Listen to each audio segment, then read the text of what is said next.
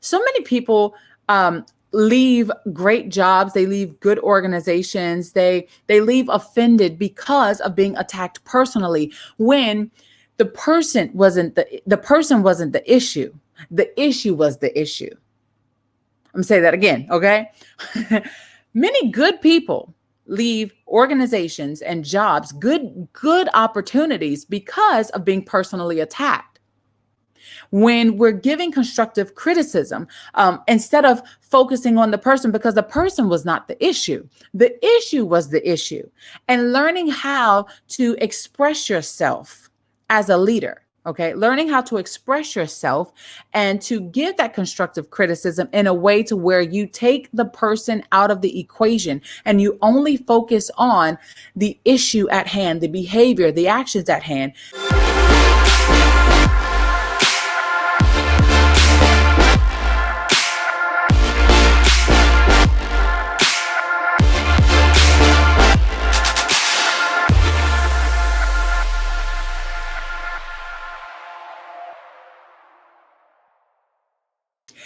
Hey, entreleaders, and happy Wednesday. Welcome to the 28th episode of the Leaders Lab podcast. I am still here in the beautiful city and hot and humid city of Hangzhou, China. So of course, my surroundings is a little bit different if you're watching on the video podcast right here on our YouTube channel. If you're listening to the audio version, I want to say thank you so much for tuning in this morning. All right, so today we are talking about constructive criticism. Last week, we talked about the top 20 compliments that you could give to your team. And instead of just focusing only on the compliments, the positives, I thought it would be good to kind of bring in a bit of balance where we would also talk about the 3 ways that you can give constructive criticism to your team. Feedback is a part of our daily lives, especially when we are working in various capacities, whether it's in our jobs, our 9-to-5s, or whether it's with our businesses, whether we're dealing with clients, whether you are a client and you're dealing with a consultant or a coach or a service provider. Feedback is essential. And knowing how to give feedback and how to receive feedback is just as important. So today we're going to talk about the 3 ways to give constructive criticism to your team. And if you see me looking over to the side, it's because I have my iPad here. So I have all my notes that I dropped down.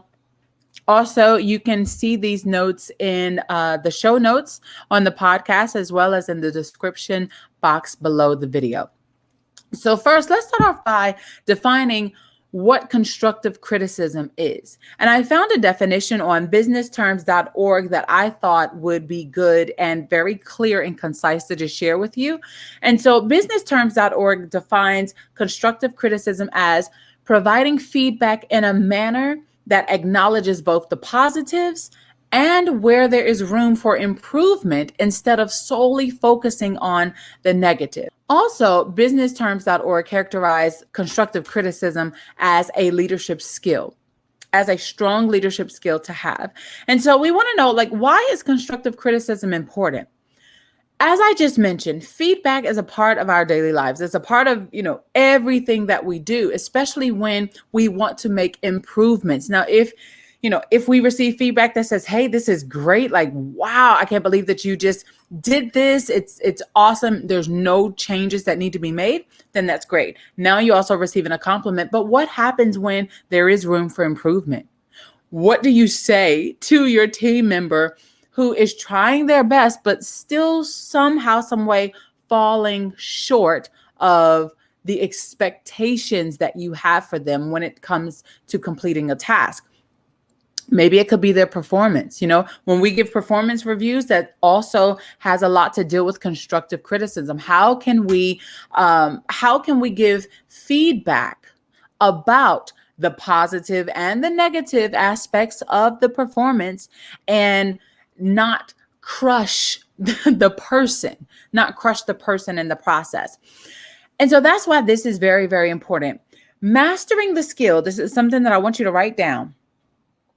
Mastering the skill of giving constructive criticism can help reach desired results much quicker than just simply pointing out or addressing the negative.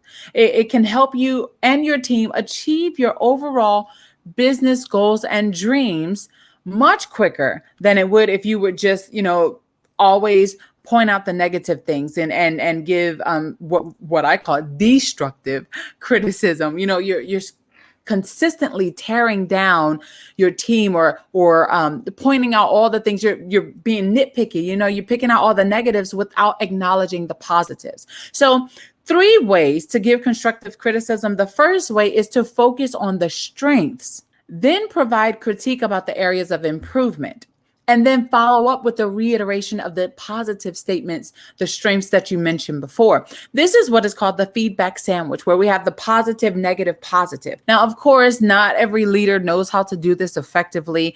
Some leaders, they bring their emotions to the feedback review and they just, go off about what was done wrong. I used to be one of those people. Okay. I thank God for transformation and being tutored and taught by experienced leaders what to do and how to be a better leader.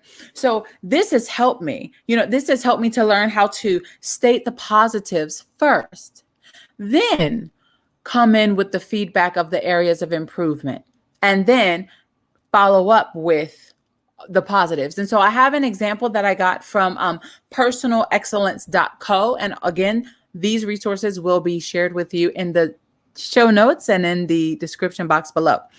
So giving a website critique. Let's say you're building your brand and you have a web designer who is helping you with this because maybe building a website is not your thing, or you just don't have the time to do it. So you're going to pay someone to do it.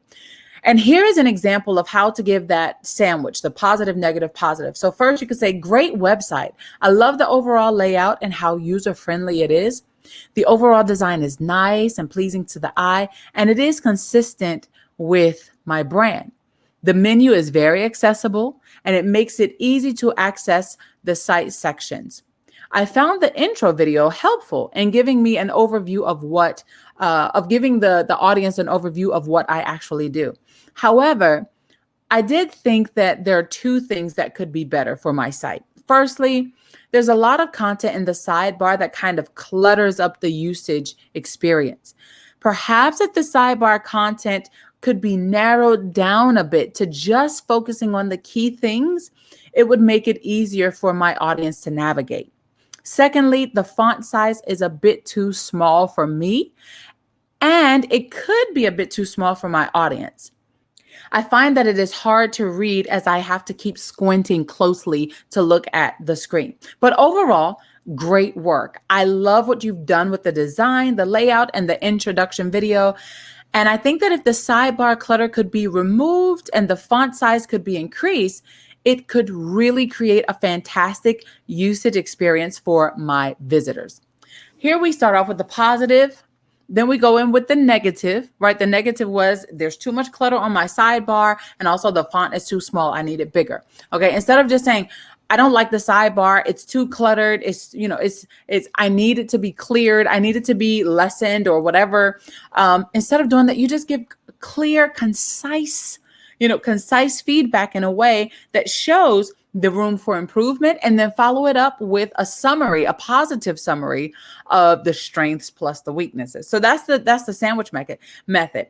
The second way to give constructive feedback is to focus on the situation, not the person. Focus. Now, this is a leadership skill, if none other. Okay. When you're giving feedback, focus on the situation that needs to review, the situation that needs to be critiqued, and not the person. And the first way that we can do that is to detach the situation from the person by taking them out of the equation and focusing solely on the situation or the issue or the behavior or the action or the task that needs review. The second thing is comment on the issue, not the person, right? Comment on the issue, not the person.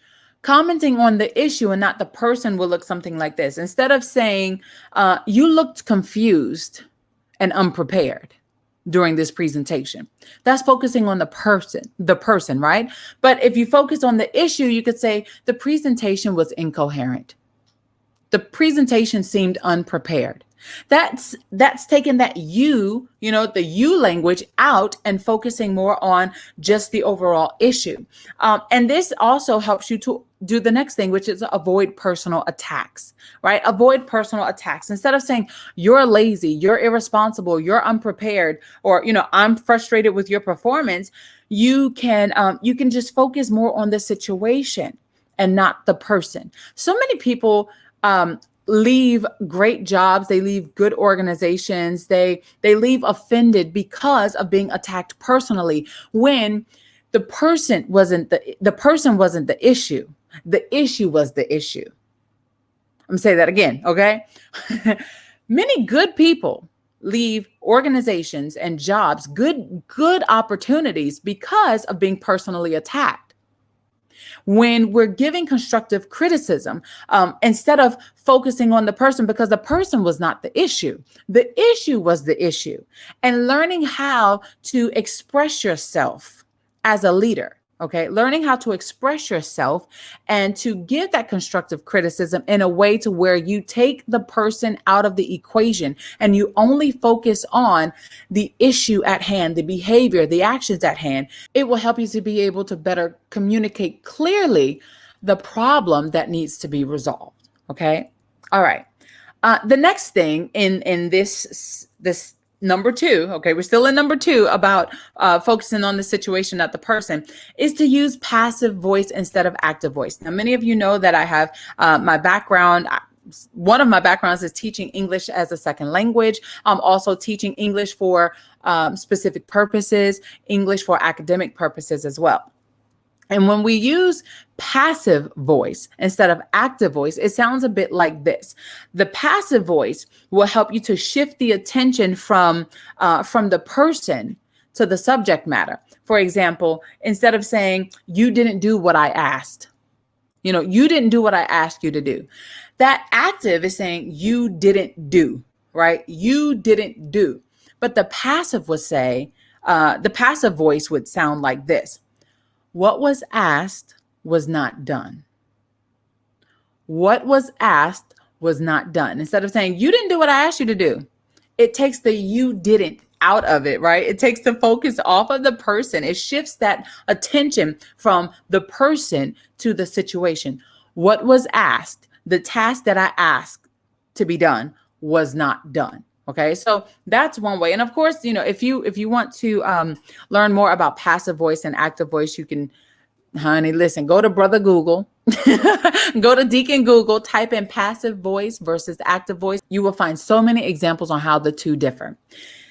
Way number 3, the last thing is give recommendations on how to improve. Have you ever worked for a person or worked for a leader or been in a team where there was so much feedback, so much, constructive criticism, well, not necessarily constructive criticism, but critique about how something was done or not done correctly. And then there's no recommendation. Like there's no follow-up to say, well, this is how we could do it, or no suggestions at all. That's one of the most frustrating things, because it's like, okay, well, you told me what I didn't do well. But if you don't give me an idea of what you expect or how you expect something to be done, then I'm only still going off of my perspective, and I will continue to produce based on my perspective. So when you give a recommendation of how you want something done, it helps your team. It helps your people to know how you would like something to be completed. It can help your team members understand the call to action. Okay. An example of this would be, here's a weak recommendation. Your presentation was too long. Make it shorter. Okay. Well, the reality is there are several ways that we can make it shorter. There's several ways that we can make a presentation shorter, but we would be cutting out some of the good content, maybe some of the most important things. So tell me what I should do. How can I make it shorter? If your team is left with questions after you give feedback, then you did not give feedback thoroughly. Your feedback was not concise. It wasn't clear. Okay. You need to make sure that by the time you finish giving positive, negative, positive, that there is an understanding of the task at hand. And here's a strong specific recommendation. Now, remember the weak recommendation was the presentation is too long, make it shorter. Okay, how? How do you want me to do that? But a stronger, more specific recommendation would be, instead of 2 to 3 examples per point, which detracts from the main message here in the presentation, how about we limit it to 1 example per point? This way, the presentation is more succinct and impactful, which will easily reduce the presentation length from 30 minutes to 20 minutes. You see, there is a greater clarity that comes with a way of how we should decrease or shorten the length of the presentation just by simply giving specific instructions. Okay. So again, remember the 3 ways that we just talked about of how to give constructive criticism. These are just 3 ways. Of course, there are several others, and I'm sure that you may have some as well that I would love to hear from you. The question of the day is, what are some of your methods or some of your ways for giving constructive criticism? Let me know in the comments below. If you want to call in on anchor.fm, call in and let me know so I can play back your response. Okay. So the 3 ways to give constructive criticism. Number 1 is focus on the strengths, then provide the critique, then reiterate the strengths. This is the sandwich method, right? The feedback sandwich, positive, negative, positive. The second thing is to focus on the situation, not the person. Remove the person from the equation and only focus on the task. Only focus on the area that needs improvement. Only focus on the area that's for review, not the individual.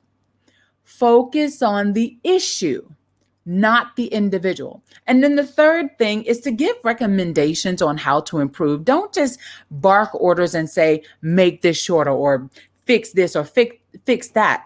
Let your people know, let your team know how they can fix it, what your expectations are. And that way you can be able to achieve your overall goals for your business, for your organization in a much more effective manner. Listen, I want to say thank you so much for tuning in to the 28th episode of the Leaders Lab podcast. That is all that I have for you today. Please remember to subscribe to the Leaders Lab podcast because there are going to be some juicy episodes, some really, really great content that's going to be coming in the upcoming weeks and months to come. So I'm very excited about it. And also, I'm pretty stoked that we are in episode 28. I know most people hold off on being super excited until episode 100, but y'all, you see, I'm still continuing on even while traveling. Just so many things have been happening in the year of 2021, yet I've been consistent for 28 weeks. I've been coming to you all. So each time I come with a new episode, whether it's with a guest host or, whether it's just me, I'm super excited to be able to share with you as we grow together in this Leaders Lab. So don't forget to subscribe to the video podcast, subscribe to the podcast on Apple, Google, Spotify, any RSS feeds that you're listening to. Also, connect with me on social media. You can find me everywhere by using the handle at Dr. Charity TV. That also includes LinkedIn at Dr. Charity TV. On Facebook, however, it is at Dr. Charity TV page.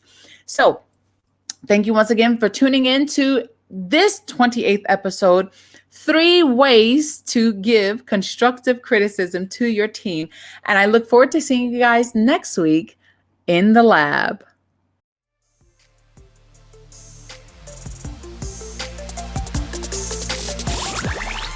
Thank you for listening to the Leaders Lab podcast. Visit our website at www.drcharitytv.com.